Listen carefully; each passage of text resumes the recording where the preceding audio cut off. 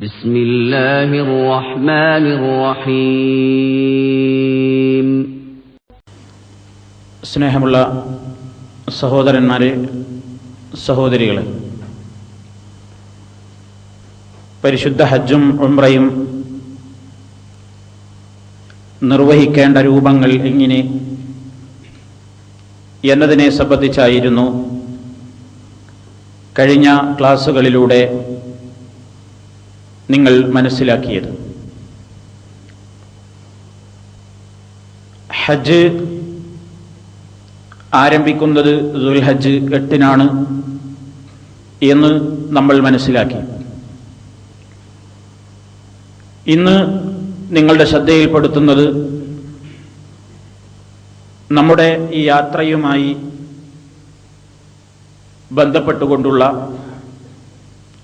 അവിടെ താമസിക്കുന്ന കാലയളവുമായി ബന്ധപ്പെട്ടുകൊണ്ടുള്ള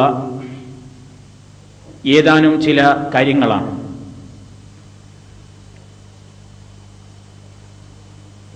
നമ്മുടെ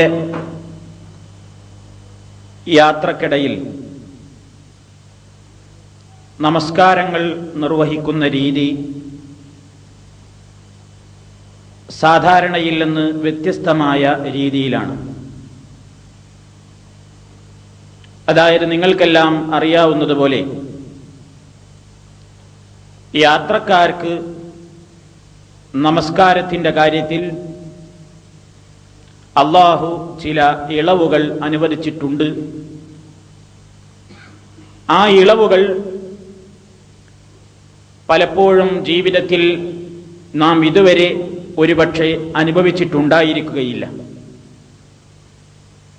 അതുകൊണ്ട് തന്നെ ആ ഇളവ് യാത്രയിൽ നാം അനുഭവിക്കുമ്പോൾ സ്വാഭാവികമായും നമുക്കുണ്ടാകാവുന്ന ചില സംശയങ്ങൾ,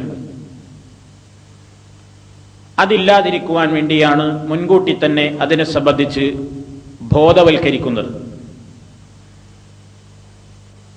യാത്രക്കാരെ സംബന്ധിച്ചിടത്തോളം അള്ളാഹു നൽകിയ ഒരു ഇളവാണ് 2 സമയങ്ങളിലുള്ള നമസ്കാരം ഒരു സമയത്താക്കി കൂട്ടി നമസ്കരിക്കുക എന്നുള്ളത്. ഇതിനെ അറബിയിൽ പറയുന്നത് ജംഅ് എന്നാണ്. അതായത് 2 നേരങ്ങളിലെ നമസ്കാരം ഒറ്റ നേരത്ത് നിർവഹിക്കുക എന്നർത്ഥം. അതുപോലെ തന്നെ 4 റക്അത്തുള്ള നമസ്കാരം 2 റക്അത്താക്കി ചുരുക്കി നിർവഹിക്കുവാനും യാത്രക്കാർക്ക് ഇളവ് അനുവദിച്ചിട്ടുണ്ട്. ഇതിന് പറയുന്ന പേര് ഖസ്ർ എന്നാണ്. അപ്പൊ ജംഉം ഖസ്റും യാത്രക്കാർക്ക് അള്ളാഹു അനുവദിച്ചിട്ടുള്ള ഒരു ഇളവാണ്. ളുഹറും അസറും തമ്മിലും മഗ്രിബും ഇശാഉം തമ്മിലും മാത്രമേ ജംആക്കുവാൻ അനുവാദമുള്ളൂ. അതായത് സുബ്ഹിയും ളുഹറും തമ്മിലും അസറും മഗ്രിബും തമ്മിലും ഇശായും സുബ്ഹിയും തമ്മിലും ജംആക്കിക്കൂടാ എന്നർത്ഥം. ജംആക്കുവാൻ പറ്റാവുന്ന നമസ്കാരങ്ങൾ ളുഹർ അസറിനോട് ജംആക്കാം. അതുപോലെ തന്നെ മഗ്രിബ് ഇശായോട് ജംആക്കാം. സുബ്ഹി ഒരു കാരണവശാലും മറ്റൊരു സമയവുമായും കൂട്ടി യോജിപ്പിക്കുവാനോ നീട്ടിവെക്കുവാനോ പാടില്ല. അതുകൊണ്ട് തന്നെ നമ്മുടെ യാത്രയിൽ സമയമാകുമ്പോൾ സുബ്ഹിയുടെ സമയത്ത് കൃത്യസമയത്ത് തന്നെയായിരിക്കും നമസ്കാരം. സാധാരണ പോലെ 2 റക്അത്ത് തന്നെ. എന്നാൽ ളുഹർ അസർ എന്നിവ ഏതെങ്കിലും ഒരു സമയത്തായിരിക്കും നിർവഹിക്കുക. ഒന്നുകിൽ നമ്മുടെ സൗകര്യത്തിനനുസരിച്ച്, യാത്രയിലെ നമ്മുടെ സൗകര്യത്തിനനുസരിച്ചും പള്ളി കിട്ടുന്നതിനനുസരിച്ചുമെല്ലാം ളുഹറിന്റെ സമയത്താണ് നമുക്ക് നമസ്കരിക്കുവാൻ സൗകര്യമുള്ള സ്ഥലം കിട്ടുന്നതെങ്കിൽ ബാങ്ക് വിളിക്ക് ശേഷം ഇഖാമത്തും വിളിച്ചു കഴിഞ്ഞതിന്റെ ശേഷം 2 റക്അത്തായിരിക്കും നാം ളുഹർ നമസ്കരിക്കുക. അതോടൊപ്പം തന്നെ ആ നമസ്കാരം കഴിഞ്ഞ് സലാം വീട്ടിക്കഴിഞ്ഞാൽ വീണ്ടും ഒരു ഇഖാമത്ത് മാത്രം നിർവഹിച്ചുകൊണ്ട് അസറും നമ്മൾ അതോടൊപ്പം തന്നെ 2 റക്അത്ത് നമസ്കരിക്കും. ഇപ്പോൾ ജംഉമായി ഖസറുമായി, അതായത് ളുഹറിന്റെ സമയത്ത് തന്നെ നാം ളുഹറും അസറും നമസ്കരിക്കുന്നു. 4 റക്അത്ത് നമസ്കരിക്കാതെ ഈ 2 റക്അത്താക്കി നമസ്കരിക്കുന്നു. ഇതാണ് ജംഉം ഖസറും. ഇങ്ങനെ നമസ്കരിക്കുന്ന സന്ദർഭത്തിൽ മറ്റു സുന്നത്ത് നമസ്കാരങ്ങളൊന്നും നമുക്ക് പ്രവാചകചര്യയിൽ ഇല്ല. യാത്രാവേളയിൽ നബി സല്ലല്ലാഹു അലൈഹി വസല്ലം സുന്നത്ത് നമസ്കാരങ്ങൾ നിർവഹിക്കാറില്ലായിരുന്നു. പ്രവാചകൻ ഒരു കാര്യം എങ്ങനെയാണോ നടപ്പിൽ വരുത്തിയത് അങ്ങനെ തന്നെ ചെയ്യുന്നതാണ് ഏറെ പുണ്യകരം. പ്രവാചകന്റെ യാത്രയിൽ അവിടുന്ന് നമസ്കരിച്ച സുന്നത്ത് നമസ്കാരങ്ങൾ 2 മാത്രമാണ്. അതിന് ഏറെ പ്രാധാന്യവുമുണ്ട്. അതായത് സുബഹി നമസ്കരിക്കുന്നതിന്റെ മുമ്പ് നാം ഇവിടെ നിന്ന് നിർവഹിക്കാറുള്ള 2 റക്അത്ത്, ഫജ്റിന്റെ 2 റക്അത്ത് സുന്നത്ത്, അതെവിടെയായിരുന്നാലും റസൂലുള്ള ഒഴിവാക്കാറില്ലായിരുന്നു. അതുകൊണ്ട് തന്നെ യാത്രയിലാണെങ്കിലും ഈ 2 റക്അത്ത് നിസ്കരിക്കാൻ സൗകര്യമുണ്ട്, പുണ്യമുള്ളതാണ്. എന്നാൽ ളുഹറിന്റെ മുമ്പും ബിംബുമൊക്കെ നമ്മൾ ഇവിടെ വെച്ച് നമസ്കരിക്കാറുള്ള റവാത്തിബ് സുന്നത്തുകൾ, അതേപോലെ തന്നെ മഗ്രിബിന്റെ ശേഷം ഇശാഇന്റെ ശേഷമൊക്കെ നിർവഹിക്കാറുള്ള റവാത്തിബ് സുന്നത്തുകൾ യാത്രയിൽ നമുക്ക് സുന്നത്തില്ല. എന്നാൽ രാത്രിയിൽ വിത്ർ നമസ്കരിക്കുന്ന ആളുകൾ, ആ നമസ്കാരത്തിന് പ്രവാചകൻ യാത്രയിലും ഇളവില്ലാതെ തന്നെ നിർവഹിച്ചിട്ടുണ്ട്. അപ്പൊ നബി തിരുമേനി യാത്രയിലായാലും ഒഴിവാക്കാതിരുന്ന 2 നമസ്കാരങ്ങൾ, ഒന്ന് ഫജ്റിന്റെ 2 റക്അത്ത് സുന്നത്തും അതുപോലെ തന്നെ രാത്രിയിലെ ആ നമസ്കാരവും മാത്രമായിരുന്നു. മറ്റൊരു സുന്നത്തുകളും പ്രവാചകൻ യാത്രാവേളയിൽ നിർവഹിച്ചിരുന്നില്ല. അത് നിർവഹിക്കാതിരിക്കലാണ് പുണ്യകരം. ളുഹറും അസറും നമ്മൾ ഒരുമിച്ച് ജംആക്കി നമസ്കരിക്കുന്ന രീതിയാണ് ഞാൻ നേരത്തെ പറഞ്ഞത്. ഇനി അസർ ളുഹറിന് നമുക്കൊരു സ്ഥലത്ത്, സൗകര്യപ്പെട്ട സ്ഥലത്ത് പള്ളി കിട്ടിയില്ലെങ്കിൽ അസറിനാണ് നിർവഹിക്കുന്നതെങ്കിൽ നാം ആദ്യം ബാങ്കും ഇഖാമത്തും നിർവഹിച്ചതിന്റെ ശേഷം ആദ്യം നാം 2 റക്അത്ത് ളുഹറായിരിക്കും നമസ്കരിക്കുക. സലാം വീട്ടി കഴിഞ്ഞതിന്റെ ശേഷം ഒരു ഇഖാമത്ത് മാത്രം നിർവഹിച്ചതിന്റെ ശേഷം അസർ 2 റക്അത്തും നമസ്കരിക്കുന്നു. ഈ അവസരങ്ങളിൽ എന്താണ് നമ്മൾ പ്രത്യേകിച്ച് വല്ല നിയ്യത്തും കരുതേണ്ടതുണ്ടോ? നമ്മൾ സാധാരണ ഈ നിയ്യത്ത് ഇങ്ങനെ ചൊല്ലിപ്പറഞ്ഞ് ശീലിച്ചവരുണ്ടാകും. നിയ്യത്ത് എവിടെ ആയിരുന്നാലും ചൊല്ലിപ്പറയേണ്ടുന്ന കാര്യമില്ല, അതിന്റെ സ്ഥാനം മനസ്സാണ്. ഇപ്പൊ ളുഹറിന്റെ സമയത്താണ് നമ്മൾ നമസ്കരിക്കുന്നതെങ്കിൽ ളുഹറും അസറും കൂടി ഞാൻ ജമ്മും ഖസറുമായി നമസ്കരിക്കുന്നു എന്ന് കരുതിയാൽ മതി, അത്രേ ആവശ്യമുള്ളൂ. അസറിന്റെ സമയത്താണ് നിസ്കരിക്കുന്നതെങ്കിൽ ളുഹറിനെയും അസറിനെയും നാം ഒരുമിച്ച് ജമ്മും ഖസറുമായി പിന്തിച്ച് ജമ്മാക്കിക്കൊണ്ട് നമസ്കരിക്കുന്നു എന്ന് കരുതിയാൽ മതി. മുന്തിച്ച് ജമ്മാക്കുകയും ചെയ്യാന്ന് പറഞ്ഞാൽ ളുഹറിന്റെ സമയത്ത് അസർ ഇങ്ങോട്ടാക്കാം, അപ്പോൾ അസറിനെ നമ്മൾ മുന്തിച്ച് ജമ്മാക്കി. അസറിന്റെ സമയത്തേക്ക് ളുഹറിനെ നമുക്ക് അങ്ങോട്ട് നീട്ടിവെക്കാം, അഥവാ പിന്തിക്കാം, അപ്പോൾ അതിന് പിന്തിച്ച് ജംആക്കുക എന്നാണ് പറയുക. 2 ആയിരുന്നാലും മാനസികമായി ആ അവസരത്തിൽ ഒരു വിഷമം തോന്നേണ്ടതില്ല. വളരെ ലളിതമായി ഇസ്ലാം അനുവദിച്ചു തന്നിട്ടുള്ള ഒരു ഇളവാണത്. ആ ഇളവ് സ്വീകരിക്കലാണ് യാത്രക്കാർക്ക് ഏറെ പുണ്യകരം എന്ന് മനസ്സിലാക്കുക. പിന്നെ അവിടെ എത്തിയതിന്റെ ശേഷമുള്ള കാര്യങ്ങളാണ്. ഇതിൽ തന്നെ വല്ല സ്ഥലത്തൊന്നും അഥവാ വെള്ളം കിട്ടിയില്ലെങ്കിൽ അങ്ങനെയും സംഭവിക്കാമല്ലോ. സുദീർഘമായ യാത്രയാണ്, യാത്രക്കിടയിൽ ചില സ്ഥലത്ത് ഇനി വെള്ളം കിട്ടിയില്ല എന്ന് വരാം, കിട്ടാതിരിക്കാറില്ല. പക്ഷേ ഒരു യാത്രയിൽ വെള്ളം കിട്ടാത്ത അനുഭവം ഉണ്ടായിട്ടുണ്ട് ഒരു സമയത്ത് നമസ്കാരത്തിന്. അതുകൊണ്ട് ഉണ്ടാവാം, ഉണ്ടാവാതിരിക്കാം. അങ്ങനെ വന്നാൽ ഇസ്ലാം വെള്ളം കിട്ടാത്തവർക്ക് നൽകിയ ഇളവാണല്ലോ തയമ്മും. ഈ തയമ്മും എന്ന ഇളവും ജീവിതത്തിൽ ഇതുവരെ നമ്മളാരും ഒരുപക്ഷെ അനുഭവിച്ചിട്ടുണ്ടാവുകയില്ല. അതുകൊണ്ട് അതാദ്യം അനുഭവിക്കുന്ന അവസരത്തിലും ചിലപ്പോൾ സ്വാഭാവികമായും ഇതെങ്ങനെ ചെയ്യണം എന്നൊരു സംശയം ഉണ്ടാകും. വളരെ ലളിതമായ ഒരു ചടങ്ങാണത്.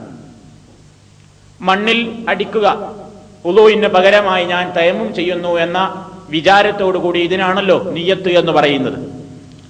ആ വിചാരത്തോടുകൂടി മണ്ണിൽ 2 കൈകൊണ്ടും അടിക്കുക, ഒറ്റ അടി മാത്രം.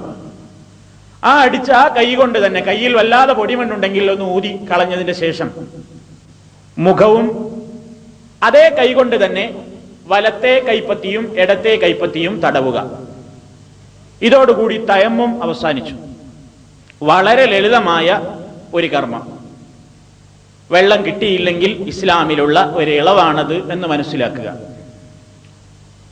ഇനി അവിടെ എത്തിക്കഴിഞ്ഞാൽ ഉംറ കർമ്മം നിർവഹിച്ചു കഴിഞ്ഞതിന്റെ ശേഷം ദുൽഹജ്ജ് 8 വരെ നമുക്ക് ഹജ്ജിൻ്റെതായ ചടങ്ങുകളൊന്നും ഇല്ല, ഉംറയുടെ ചടങ്ങുകളും ബാക്കിയില്ല. എന്തു ചെയ്യണം നമ്മൾ ആ അവസരങ്ങളിൽ? കൃത്യമായി ആ പള്ളിയിലെ ജമാഅത്തിന് എത്തിപ്പെടാൻ എല്ലാവരും ശ്രദ്ധിക്കുക. നിങ്ങൾക്ക് എല്ലാവർക്കും അറിയാം, ലോകത്തുള്ള മറ്റു പള്ളികളിൽ നിന്ന് വ്യത്യസ്തമായി മസ്ജിദുൽ ഹറാമിലെ ഒരു റക്അത്ത് നമസ്കാരത്തിന് 1,00,000 പ്രതിഫലമാണ് അല്ലാഹു സുബ്ഹാനഹു വ തആല വാഗ്ദത്തം ചെയ്തിരിക്കുന്നത്. അതുകൊണ്ട് തന്നെ മസ്ജിദുൽ ഹറാമിലുള്ള മുഴുവൻ ജമാഅത്തുകളും ഒരിക്കലും നഷ്ടപ്പെടാതെ കൃത്യമായി എപ്പോഴും ബന്ധം, താമസിക്കുന്ന റൂം വിട്ടാൽ പിന്നെ ബന്ധം പള്ളിയായിരിക്കണം. പള്ളി വിട്ടാൽ റൂം, റൂം വിട്ടാൽ പള്ളി. അങ്ങാടികളിൽ അലഞ്ഞു തിരിയാതെ, ഷോപ്പിങ്ങുകൾക്ക് വേണ്ടി അധികം സമയം ചെലവിടാതെ, നാട് കാണാൻ അധികം ചുറ്റിക്കറങ്ങാതെ, ലോകത്ത് എത്ര ദിർഹമുകളും 10,000-കണക്കിന് കോടിക്കണക്കിന് രൂപ ചെലവഴിച്ചാലും ലോകത്തിന്റെ ഏത് മൂലയിൽ നമ്മൾ ചെന്നാലും കിട്ടാത്ത പുണ്യമാണ് ആ മണ്ണിലുള്ളത്. അതുകൊണ്ട് അവിടെ കഴിച്ചുകൂട്ടുന്ന സമയം നാം പരിപൂർണമായും എത്രയാണ് സാധിക്കുകയെങ്കിൽ അത്ര ആ പള്ളിയിലാണ് നമ്മൾ കഴിച്ചുകൂട്ടേണ്ടത്. അതാണ് ഏറെ ശ്രദ്ധിക്കാനുള്ള ഒരു കാര്യം. പലരും അങ്ങാടി തെണ്ടുന്നത് കാണാം, പലരും ഷോപ്പിങ്ങിന് ചുറ്റിക്കറങ്ങുന്നത് കാണാം. വാസ്തവത്തിൽ നാം താമസിക്കുന്ന ഈ രാജ്യത്ത് കിട്ടാത്ത ഒരു സാധനവും ആ രാജ്യത്തില്ല. സംസം വെള്ളം ഒഴികെ അതും ഇവിടെ കിട്ടുന്നുണ്ട്. പക്ഷേ അതിന്റെ യഥാർത്ഥ സോഴ്സിൽ നിന്ന് നമുക്ക് പകർന്നെടുക്കാൻ പറ്റാവുന്നത് ആ മണ്ണിൽ മാത്രമാണ്. മറ്റൊരു സാധനങ്ങൾക്കും അവിടെ പുണ്യമില്ല. ദസ്വീമാല വാങ്ങാൻ തിരക്ക് കൂട്ടുന്ന ഹാജിമാരുണ്ട്. അവിടുന്ന് തന്നെ ഈത്തപ്പഴം വാങ്ങണം എന്ന നിലക്ക് തിരക്ക് കൂട്ടുന്ന ഹാജിമാരുണ്ട്. അവിടെ നിന്ന് എന്തെങ്കിലും സാധനം വാങ്ങിയാൽ ഇത് ഹറമിൽ നിന്ന് വാങ്ങിയതാണ്, അല്ലെങ്കിൽ മസ്ജിദുൽ ഹറാമിന്റെ ഇന്ന ഭാഗത്തുള്ള ഷോപ്പിൽ നിന്ന് വാങ്ങിയതാണ് എന്ന നിലക്ക് ഒരാദരവും മഹത്വവും അവിടെ നിന്ന് വാങ്ങിയ സാധനങ്ങൾക്കുണ്ട് എന്ന് വിചാരിച്ചുകൊണ്ട് സമയം കിട്ടുമ്പോഴൊക്കെ അസറിന് ശേഷം അങ്ങാടികൾ തണ്ടുന്ന, ഷോപ്പുകൾ കയറിയിറങ്ങുന്ന, വിലപേശിക്കൊണ്ട് നടക്കുന്ന ഒരുപാട് ഹാജിമാരെ അവിടെ എത്തിയാൽ കാണാൻ സാധിക്കാറുണ്ട്. ഇതൊരു അനാവശ്യമായി നമ്മൾ മനസ്സിലാക്കുക. ഇവിടെ കിട്ടാത്തതൊന്നും അവിടെ ഇല്ല.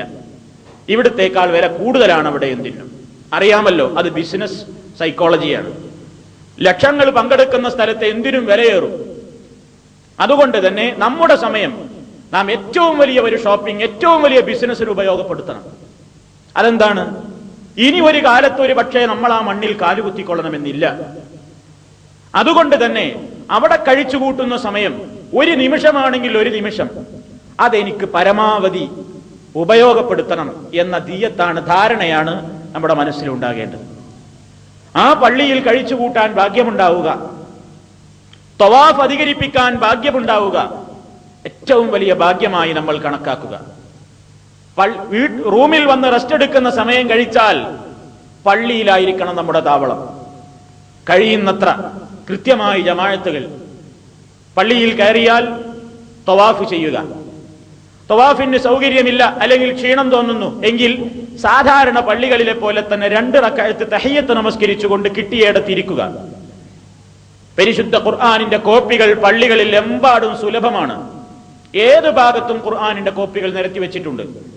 എടുക്കുക, ധാരാളമായി പാരായണം ചെയ്യുക. റബ്ബിനോട് നമ്മുടെ സങ്കടങ്ങൾ കരഞ്ഞു പറയുക.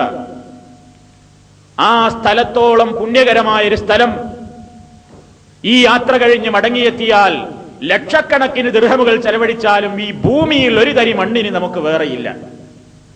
ആ പ്രതീക്ഷാ നിർഭരമായ മനസ്സാണ് ആ പുണ്യഭൂമിയിൽ നമുക്കുണ്ടായിരിക്കേണ്ടത്. നമുക്ക് ചെയ്യാവുന്നത് ഫർദ് നമസ്കാരം അതോടനുബന്ധമായ നമസ്കാരങ്ങളൊക്കെ നിർവഹിക്കാം. ശേഷം കഴിയുന്നത്ര നമ്മൾ തവാഫ് അധികരിപ്പിക്കുക.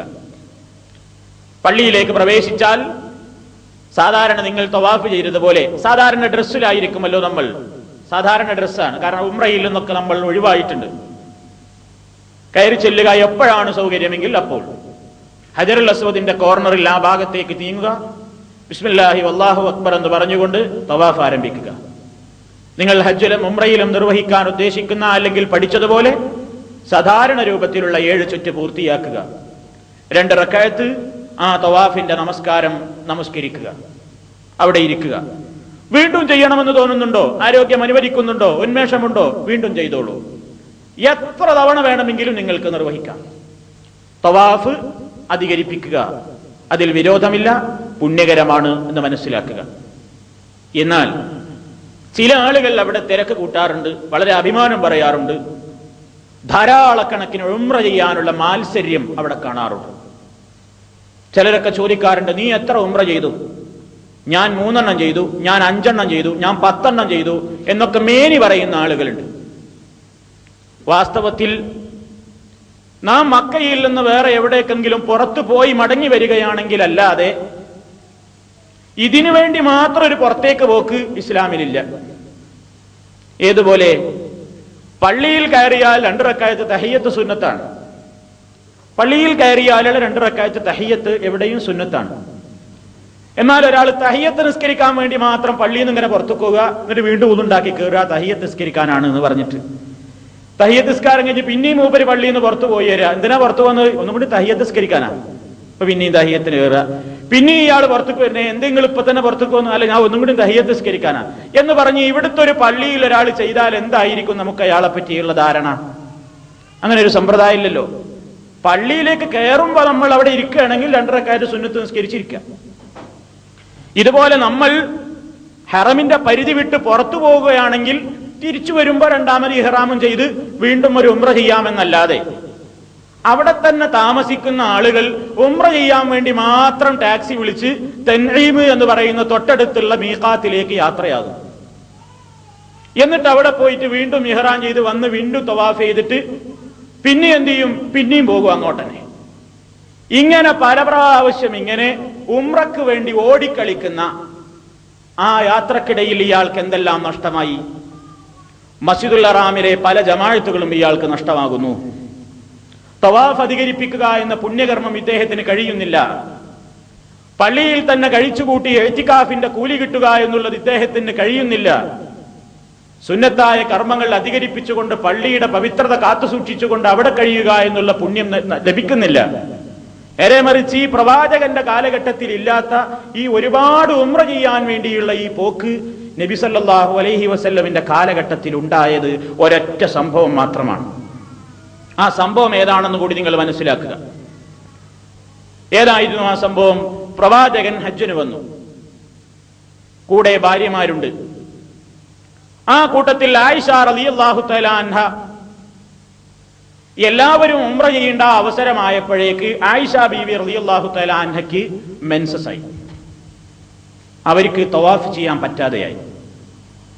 കൂട്ടത്തിലുണ്ടായിരുന്ന എല്ലാ ആളുകളും ഉംറയും ചെയ്തു, അവസാന ഹജ്ജും ചെയ്തു.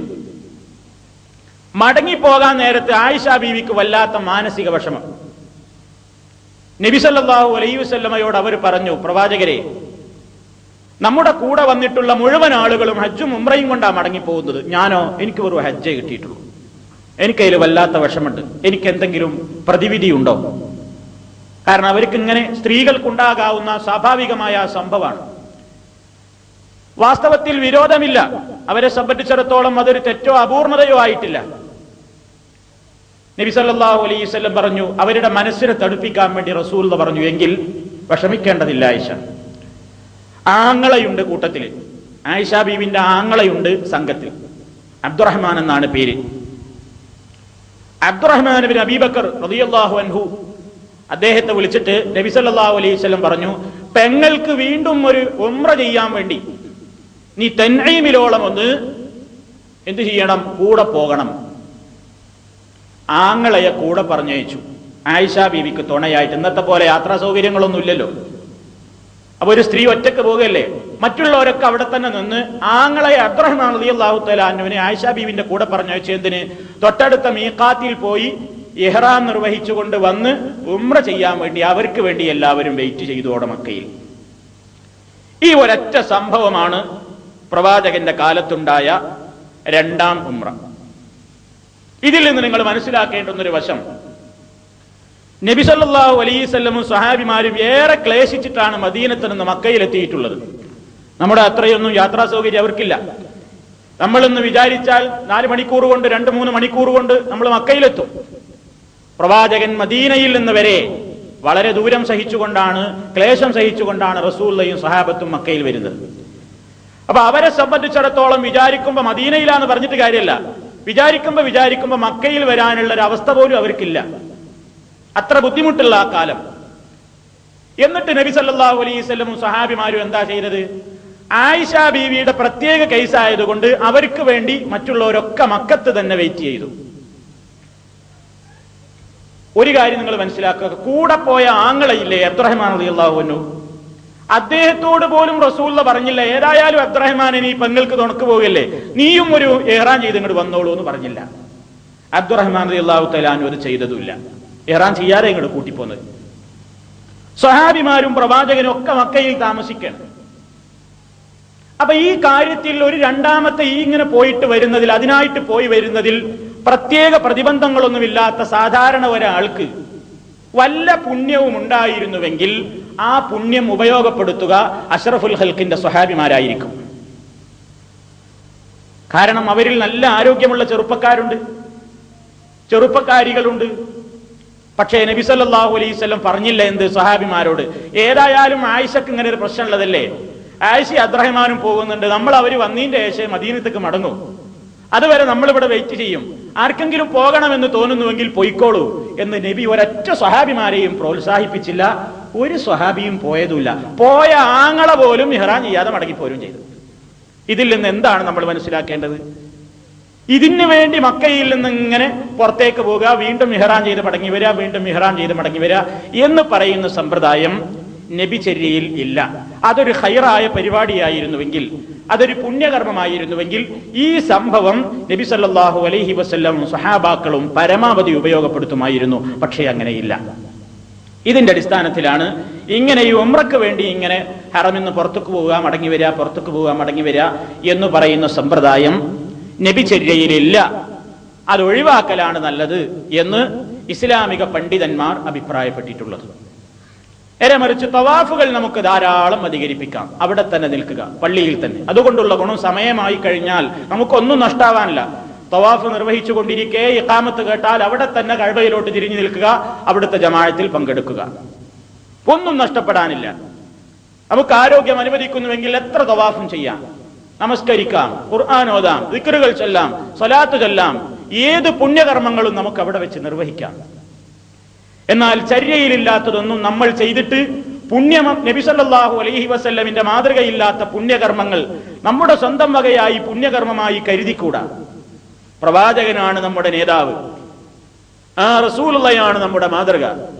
ലഖദ് കാന ലക്കും ഫീ റസൂലില്ലാഹി ഉസ്വത്തുൻ ഹസന ലിമൻ കാന യർജുല്ലാഹ വൽ യൗമൽ ആഖിർ വദക്കറല്ലാഹ കസീറ. സൂറത്തുൽ അഹ്സാബ്. നിങ്ങൾക്ക് അല്ലാഹുവിന്റെ ദൂതനിൽ ഉത്തമമായ മാതൃകയുണ്ട്. ആർക്ക്? ലിമൻ കാന യർജുല്ലാഹ്, അല്ലാഹുവിനെയും അന്ത്യനാളിനെയും ആശിക്കുന്ന ആളുകൾക്ക്, ധാരാളമായി അല്ലാഹുവിനെ ഓർക്കുന്ന ആളുകൾക്ക് നിങ്ങളുടെ പ്രവാചകനിൽ, നിങ്ങളുടെ ദൂതനിൽ നിങ്ങൾക്ക് മാതൃകയുണ്ട്. നബിചര്യയിൽ ഉള്ളതെല്ലാം പുണ്യമായി കാണുക. നബിചര്യയിൽ ഇല്ലാത്തതൊന്നും എത്ര ഭൂരിപക്ഷം ചെയ്യുന്നത് കണ്ടാലും മനസ്സിന് വസ്വാസ് തോന്നാതെ പ്രവാചക ചര്യയിൽ മാത്രം പിടിച്ചു നിൽക്കുക. ഇതാണ് മുസ്ലിമീങ്ങൾ ഇസ്ലാമികമായ ആ ഒരു ആവേശത്തോടുകൂടി നിർവഹിക്കേണ്ടുന്ന പ്രധാനപ്പെട്ട അവന്റെ മാനസികമായ ചിന്താഗതി അങ്ങനെയായിരിക്കണം. പിന്നീട് നമുക്ക് മനസ്സിലാക്കുവാനുള്ളത്, അവിടെ ഈ ഫർദ് നമസ്കാരങ്ങൾക്കൊക്കെ ശേഷം ലക്ഷങ്ങൾ പങ്കെടുക്കുന്ന ഒരു സ്ഥലമാണല്ലോ മസ്ജിദുൽ ഹറാമിലെ. ഇപ്പോഴത്തെ കണക്കനുസരിച്ച് തന്നെ 7 ലക്ഷത്തിലേറെയാണ് ആ പള്ളിയുടെ കപ്പാസിറ്റി. പള്ളിക്ക് പുറത്തുള്ളത് വേറെ. ആ പള്ളിക്കുള്ളിൽ മാത്രം 7 ലക്ഷം ആളുകളാണ് ജമാഅത്തിൽ പങ്കെടുക്കുന്നത്. ഈ സീസണിലാണെങ്കിൽ പള്ളിയുടെ അകത്തുള്ളതിനേക്കാൾ ഇരട്ടിയാണ് പുറത്ത്. അപ്പൊ ലക്ഷങ്ങൾ കൂടുന്ന പുണ്യകരമായ ജമാഅത്ത്. ആ നമസ്കാരം കഴിഞ്ഞു കഴിഞ്ഞാൽ അവിടെ ഏതാണ്ട് എല്ലാ വഖത്തിനും മയ്യത്ത് നമസ്കാരം ഉണ്ടാകും. അതായത് അവിടെ നിന്ന് മരിക്കുന്നവരും അതുപോലെ തന്നെ എങ്ങനെയെങ്കിലും ഏതെങ്കിലും കാരണവശാൽ തൊട്ടടുത്ത് നിന്ന് പ്രദേശങ്ങളിൽ മരിക്കുന്ന മയ്യത്തുകളൊക്കെ അവിടെയാണ് കൊണ്ടുവരിക നമസ്കാരത്തിന് വേണ്ടി. അപ്പൊ ഫർള് ജമാഅത്ത് തുടങ്ങുന്നതിന്റെ മുമ്പേ മയ്യത്തുകൾ ഇങ്ങനെ എത്തിക്കൊണ്ടിരിക്കും. അതെല്ലാം അവിടെ തന്നെ കഅബയുടെ ഒരു ഭാഗത്തായിട്ട് ഒരു മയ്യത്ത് കട്ടിൽ നിരത്തി വെക്കും. നിസ്കാരം കഴിഞ്ഞാൽ ഫർള് നമസ്കാരം കഴിഞ്ഞാൽ ഒരു അനൗൺസ്മെന്റ് കേൾക്കാം നമുക്ക്. അസ്സലാത്തു അലൽ അംവാത്ത് ഇർഹമുക്കല്ലാഹ് എന്നൊരു അനൗൺസ്മെന്റ് കേൾക്കാൻ സാധിക്കും. എന്താണ് ആ പറയുന്നത്? ദാ മയ്യത്ത് നമസ്കാരം ആരംഭിക്കുകയായി എന്ന് പള്ളിയിലുള്ള മുഴുവൻ ആളുകളെയും അറിയിക്കുകയാണ്. അപ്പൊ ആ അവസരത്തിൽ നമ്മളും ആ മയ്യത്ത് നമസ്കാരത്തിൽ പങ്കെടുക്കുക. മയ്യത്ത് അവിടെയുണ്ട്. എത്രയോ മയ്യത്തുകൾ ഉണ്ടാകും. കുട്ടികളുടേത്, വലിയവരുടേത്, ചെറിയവരുടേത്, ഏതാണെങ്കിലും മയ്യത്തുകൾ എത്തിയിട്ടുണ്ടെങ്കിൽ നമസ്കാര ശേഷം ഇമാം അനൗൺസ് ചെയ്യും, അസ്സലാത്തു അലൽ അംവാത്ത് യർഹമുക്കുമുല്ലാഹ്, അള്ളാഹു നിങ്ങൾ അനുഗ്രഹിക്കട്ടെ, ഇതാ മയ്യത്ത് നമസ്കാരം ആരംഭിക്കാൻ പോകുന്നു. അപ്പൊ നമ്മളും ആ നമസ്കാരത്തിൽ പങ്കെടുക്കുക. അപ്പൊ ഈ മയ്യത്ത് നമസ്കാരം നേരത്തെ ഈ അളവുകളൊക്കെ പറഞ്ഞതുപോലെ ജീവിതത്തിൽ ഇന്നേവരൊരു മയ്യത്ത് നിസ്കാരം നിസ്കരിച്ചിട്ടില്ലാത്ത ആൾക്കാരുണ്ടാവും അവിടെ, അല്ലെങ്കിൽ നിസ്കരിച്ചിട്ടുണ്ടാകും. ഇപ്പൊ പലരും മയ്യത്ത് നിസ്കാരത്തിലൊക്കെ മുമ്പിൽ ഒന്നാം സഫിലൊക്കെ ഉണ്ടാകും. പക്ഷേ ഇത് ഉറക്കെ പറയേണ്ട ഒരു കാര്യമില്ലാത്തതുകൊണ്ട് ആർക്കും ബേജാറൊന്നും ഉണ്ടാവാറില്ല. സലാം വീട്ടി അങ്ങ് മടങ്ങിപ്പോരും. ആർക്കും അറിഞ്ഞൂടാ ഞാൻ എന്തേ പറഞ്ഞു എനിക്കും അറിഞ്ഞൂടാ, എന്റെ അടുത്തുക്കുന്ന ആൾക്ക് എന്തേലും ചൊല്ലാൻ അറിയുമെന്നോ അയാൾക്കും അറിഞ്ഞൂടാ.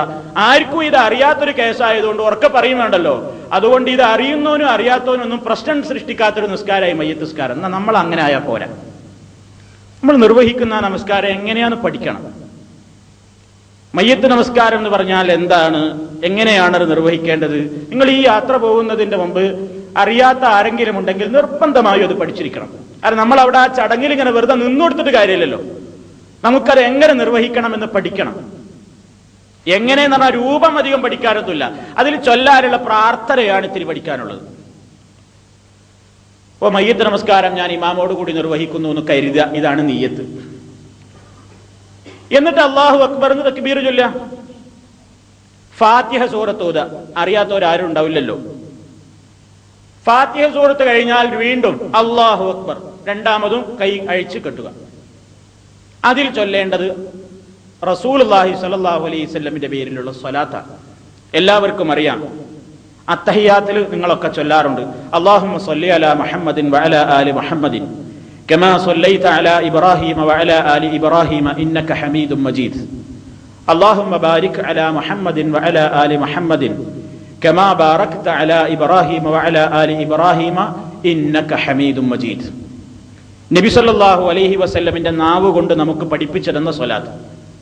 ഇതിൽ ചില ആളുകളൊക്കെ സയ്യിദന മുഹമ്മദിൻ വഅലാ ആലി സയ്യിദന ഇബ്രാഹീമ വഅലാ ആലി സയ്യിദന മുഹമ്മദിൻ എന്ന് കൂട്ടാറുണ്ട്. അനാചാരമാണ്. സയ്യിദന എന്ന് ഒരൊറ്റ സ്വലാത്തിലും കൂട്ടിയിട്ട് നബി സല്ലല്ലാഹു അലൈഹി വസല്ലം ചൊല്ലാൻ പഠിപ്പിച്ചിട്ടില്ല. അതുകൊണ്ട് സ്വലാത്തിന്റെ ഒരു രൂപത്തിലും സയ്യിദന എന്ന് ചേർക്കരുത്. ഉടനെ ചോദ്യം വരും, സയ്യിദന എന്ന് ചേർത്താൽ തെറ്റാവോ? എന്തിനാ ഇല്ലാത്തത് ചേർക്കാൻ പോകുന്നത്? പ്രവാചകൻ നമുക്കൊരു കാര്യം പഠിപ്പിച്ചിരുന്നാൽ അതിൽ അല്പം കൂട്ടുകയോ കുറക്കുകയോ പദത്തിനെങ്കിലും വ്യത്യാസം വരുത്തുകയോ ചെയ്യാതെ നിർവഹിക്കലാണ് ഇസ്ലാമികമായ മര്യാദ. ഉറങ്ങാൻ കിടക്കുന്നൊരു പ്രാർത്ഥനയുണ്ട്, ഉറങ്ങാൻ കിടക്കുമ്പോൾ ചൊല്ലുന്നൊരു പ്രാർത്ഥന. ഞാൻ ആ വിഷയത്തിലേക്ക് കടക്കുകയല്ല, ഒരു സൂചന, ഈ വിഷയം മനസ്സിലാകാൻ വേണ്ടി മാത്രം. ഉറങ്ങാൻ കിടക്കുന്ന വേളയിലുള്ള പ്രാർത്ഥനയിൽ അവസാനം പറയുന്നുണ്ട്, ആമൻതു ബി കിതാബികല്ലദീ അൻസൽത വബി നബിയികല്ലദീ അർസൽത.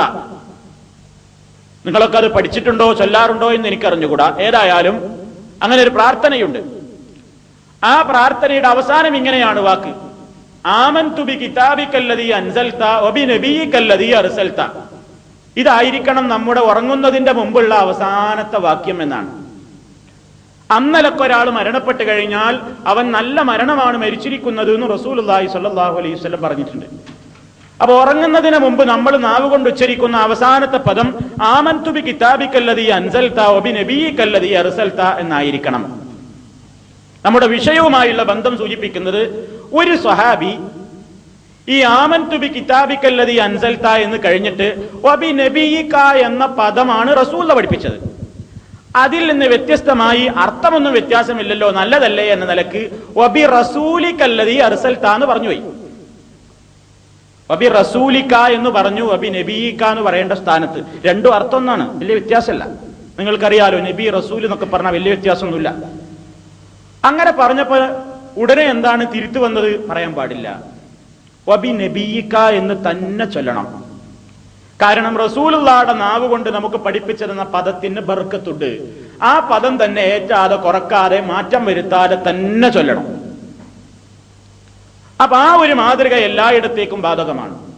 പ്രവാചകൻ സല്ലല്ലാഹു അലൈഹി വസല്ലം സയ്യിദന എന്ന് പഠിപ്പിച്ചു തന്നിട്ടില്ലാത്തിടത്തൊന്നും സയ്യിദന എന്ന് ചേർക്കരുത്.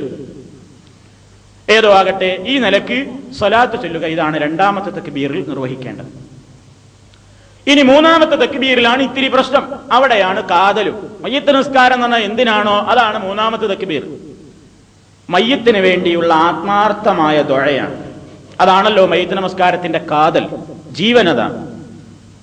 മയ്യിത്തിന് വേണ്ടി പ്രാർത്ഥിക്കണം നമ്മൾ. അല്ലാഹുമ്മ ഗഫിർ ലഹു വർഹംഹു വആഫിഹി വഅഫു അൻഹു വഅക്രിം നുസുലഹു വവസ്സിഅ മദ്ഖലഹു വഗ്സിൽഹു ബിൽമാഇ വസ്സൽജി വൽബറദ് ونقه من الخطايا كما ينقى الثوب الأبيض من الدنس وأبدله دارا خيرا من داره وأهلا خيرا من أهله وزوجا خيرا من زوجه وقه فتنة القبر وأدخله الجنة وقه فتنة القبر وعذاب النار. എളുപ്പമാണ്. നിങ്ങൾ ഈ യാത്ര പുറപ്പെടുന്നതിന് മുമ്പേ ഇതെല്ലാവരും ഒന്ന് പഠിച്ചിരിക്കണം. അറിയാത്തവരുണ്ടാകും, പഠിച്ച് മറന്നുപോയവരുണ്ടാകും, ചൊല്ലുന്നവർ തന്നെ ഏറെ 90% തെറ്റിച്ചൊല്ലുന്നവരുണ്ടാകും, 50% തെറ്റിച്ചൊല്ലുന്നവരുണ്ടാവും, 25% തെറ്റിയിട്ട് ചൊല്ലുന്ന ആളുകളുണ്ടാകും. ഏതായിരുന്നാലും വളരെ കണിശമായി ഈ യാത്രയോടുകൂടി നിങ്ങളത് പഠിച്ചു വെക്കുക, തെറ്റില്ലാതെ അത് നിർവഹിക്കുക. അങ്ങനെ ആത്മാർത്ഥമായി മയ്യിത്തിന് പുറത്തു കൊടുക്കണേ, അദ്ദേഹത്തോട് മാപ്പാക്കണേ റബ്ബേ, അദ്ദേഹത്തിന്റെ പാപങ്ങളെല്ലാം പുറത്തു കൊടുക്കണമേ, അദ്ദേഹത്തിന് ചെന്നു ചേരാനുള്ള ഖബറിടം നീ വിശാലമാക്കണമേ, അദ്ദേഹത്തിന് നല്ല കുടുംബത്തെ പ്രദാനം ചെയ്യണമേ, അദ്ദേഹത്തിന് നല്ല സമാധാനം നൽകണമേ, ഖബർ ശിക്ഷയിൽ നിന്ന് രക്ഷപ്പെടുത്തണമേ, നരകശിക്ഷയിൽ നിന്ന് രക്ഷപ്പെടുത്തണമേ. ഇതൊക്കെയാണ് നമ്മൾ അതിൽ പ്രാർത്ഥിക്കുന്നത്. ആ പ്രാർത്ഥനയുടെ പുസ്തകങ്ങളിലെല്ലാം നിങ്ങൾക്ക് വായിക്കാൻ കിട്ടും. അതുകൊണ്ട് അത് നിങ്ങൾ പഠിക്കണം അതിന്റെ ആശയത്തോടുകൂടി എന്ന് ഓർമ്മപ്പെടുത്തുകയാണ്. ഇതാണ് മൂന്നാമത്തെ തക്ബീർ. വീണ്ടും അല്ലാഹു അക്ബർ എന്ന് കൈ അഴിച്ച് വീണ്ടും കെട്ടുകയും അല്ലാഹുമ്മ ലാ തഹരിംനാ അജ്റഹു വലാ തുദില്ലനാ ബഅദഹു എന്ന് മാത്രം പറയുക, അത്രേ ആവശ്യമുള്ളൂ. എന്നിട്ട് അസ്സലാമു അലൈക്കും വറഹ്മത്തുള്ളാഹി സലാം വീട്ടുക, അസ്സലാമു അലൈക്കും വറഹ്മത്തുള്ളാഹി സലാം വീട്ടുക. അവിടെ ചില പണ്ഡിതന്മാർക്ക് ഒരു ഭാഗത്തേക്ക് മാത്രം സലാം വീട്ടിയാൽ മതി എന്ന വീക്ഷണം ലോകത്തുണ്ട്. അതുകൊണ്ട് മസ്ജിദുൽ ഹറാമിയിൽ അതുപോലെ തന്നെ മസ്ജിദുൽ നബവിയിലൊക്കെ ജനാസ നമസ്കാരം നിർവഹിക്കപ്പെടുമ്പോൾ അവസാനം അസ്സലാമു അലൈക്കും വറഹ്മത്തുള്ളാഹി എന്നൊരൊറ്റ സലാം മാത്രമേ നമ്മൾ കേൾക്കാറുള്ളൂ. എന്നിട്ട് അതിൽ പങ്കെടുക്കുക, നമ്മൾ അസ്സലാമു അലൈക്കും വറഹ്മത്തുള്ളാഹി എന്നിട്ട് വീണ്ടും സലാം അടക്കുക. ഒറ്റ സലാം കൊണ്ട് അവസാനിപ്പിക്കാം, അല്ലെങ്കിൽ 2 സലാം വീട്ടുന്നതിനും വിരോധമില്ല. ഇതാണ് മയ്യിത്ത് നമസ്കാരത്തിന്റെ രൂപം. നിങ്ങൾ അതിനെപ്പറ്റി ചിന്തിക്കുക, പഠിക്കുക. ഇതാണ് മൊത്തത്തിൽ ഈ ദുൽഹജ്ജ് 8 വരേക്കുള്ള കാലയളവിനുള്ളിൽ നമ്മൾ അവിടെ ശ്രദ്ധിക്കേണ്ടുന്ന പ്രധാനപ്പെട്ട കാര്യം. പിന്നെ നമ്മൾ ഈ ഇടക്കുള്ള യാത്രകൾ ഒഴിവാക്കുന്നതായിരിക്കും നല്ലത്. ഇപ്പൊ നമ്മുടെ ബന്ധുക്കളോ അതേപോലെയുള്ള പരിചയക്കാരോ ഒക്കെ സൗദി അറേബ്യയുടെ വിവിധ ഭാഗങ്ങളിൽ ഉണ്ടാകാം. ഇതുവരെ കണ്ടുമുട്ടിയിട്ടില്ലാത്ത ഒരുപാട് കുടുംബങ്ങൾ ഉണ്ടാകും.